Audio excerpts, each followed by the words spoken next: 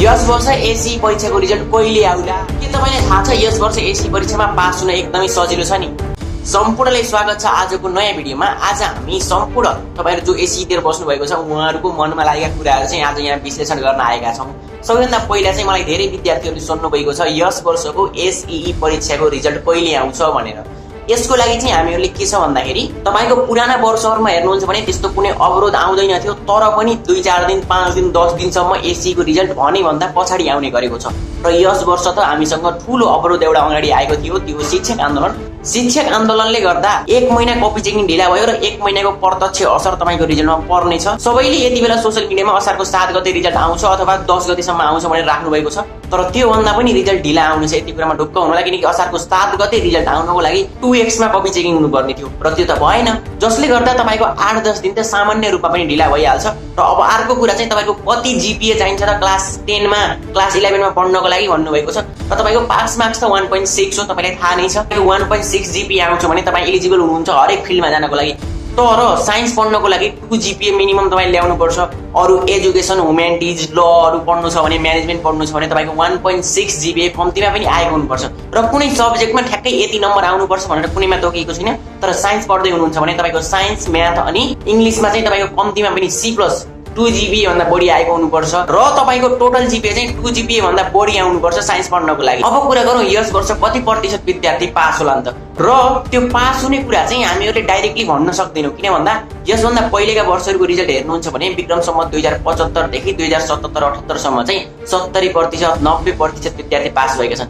त्यो वर्ष चाहिँ कोरोनाले गर्दा त्यस्तो रिजल्ट आएको, किन भन्दा आन्तरिक रूपमा परीक्षा सञ्चालन भएको थियो। तर जब 2079 मा आयो पुरानै सिस्टम लिएर, त्यसपछि रिजल्ट हत्तै घटेर गयो। तपाईको 90% विद्यार्थी पास भएको ठाउँबाट एकैचोटी 45% मा झर्यो। त्यसपछि विक्रम सम्मत 2080 मा झन् नराम्रो अवस्था देखिन्छ, जम्मा 48% विद्यार्थी पास भएका छन्। र 2081 मा दिएका विद्यार्थीको रिजल्ट आउने अब पर्खाइमा हुनुहुन्छ सबैजना। र यस वर्ष कति प्रतिशत विद्यार्थी पास होलान् भनेर मलाई धेरै विद्यार्थीले सोध्नु भएको छ।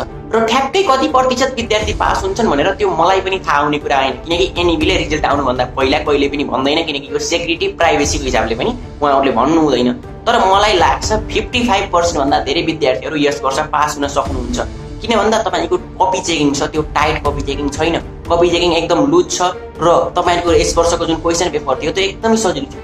तपाईले पछिल्लो 4-5 वर्षको क्वेशन पेपर हेर्नुहुन्छ भने अहिलेको वर्ष त्यो 4-5 वर्षको भन्दा सबैभन्दा सजिलो क्वेशन पेपर अहिलेको वर्ष थियो। त्यसैले त्यो कुरामा ढुक्क हुनु होला। यस वर्षको रिजल्टमा चाहिँ तपाईको पास प्रतिशत एकदमै बढेर जानेछ। अब यस वर्षको लागि पास नम्बर कति हो त? तपाई कति नम्बर ल्याए प्रत्येक सब्जेक्टमा पास हुनुहुन्छ?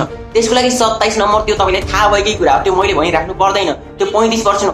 तर तपाईलाई थाहा नभएको कुरा हुन सक्छ एउटा, त्यो चाहिँ तपाईको 23-24 नम्बर आउँछ भने तपाई पास हुन सक्नुहुन्छ। धेरै विद्यालयहरुमा तपाईको सरहरुले तपाईलाई जानकारी गराउनु भएको होला, र यदि नगराउनु भएको भए म भन्न चाहे तपाईहरुको यदि 23-24 नम्बर आउँछ भने तपाईलाई 27 नम्बरमा पुर्याइन्छ। किनकि अहिलेको लेटर ग्रेडिङ सिस्टम अनुसार तपाईको 27 जुन 23-24 नम्बर आउँछ नि त्यसलाई हामीहरुले चाहिँ नजिकको मानमा शून्यान्त भन्छ नि, हो त्यस्तै गरेर 27 नम्बरमा पुर्याउनु पर्ने हुन्छ। त्यसैले तपाईको 23-24 नम्बर आउनु र 28-29 नम्बर आउनु एउटै हो। त्यसैले तपाईको 23-24 नम्बर आउँछ भने तपाई पास हुने सम्भावना भरपूर हुन्छ। र तपाईले यो भिडियो कुन जिल्लाबाट हेर्दै हुनुहुन्छ त्यो जिल्ला तल कमेन्टमा लेख्नु होला, किनकि म हेर्न चाहन्छु मेरो भ्युअर्सहरु कुन जिल्लाबाट हेर्नु हुँदो रहेछ। यदि तपाईले हामीसँग कुनै त्यस्तो अपडेट जानकारीहरु सुन्नु पर्ने छ भने तपाईले हामीले फेसबुकमा गएर सर्च गर्नु होला मास्टर साहेब। फेसबुकमा मास्टर साहेब सर्च गर्नुभयो भने त्यहाँ मेरो अफिसियल पेज आउँछ। जुन मेरो युट्युब च्यानलमा लोगो छ त्यही लोगो नै फेसबुकमा पनि छ। त्यहाँ गएर तपाईले हामीलाई सर्च गर्नु होला अनि फलो गर्नु होला। कुनै जानकारी भए सुन्नु होला, म सबैको रिप्लाई दिनेछु।